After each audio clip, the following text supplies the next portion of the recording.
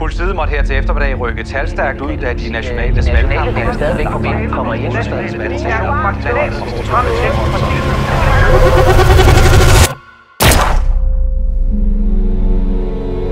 Du har været ledig i 5 år. Jeg vil bare gerne arbejde som det er journalist. Det er 4 ugers praktik på din gamle arbejdsplads. Det her, det er Ulrik Torp. Han er faktisk en af de bedste her på bladet indtil fyringsrunden. Skal jeg bare tage ind på borgen, så? Du skal tage dig alt det andet. Der er et drab i Hvidovre.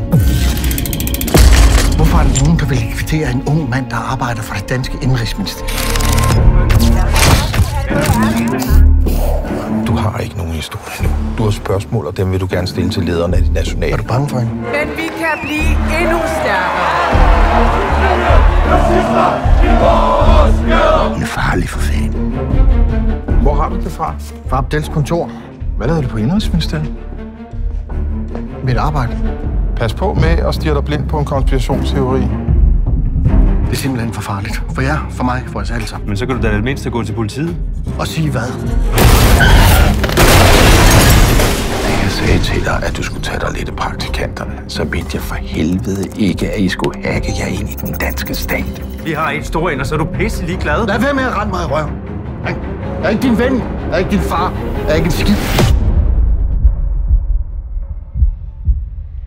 Ulrik, lad være at skrive den historie. Det er ikke det værd.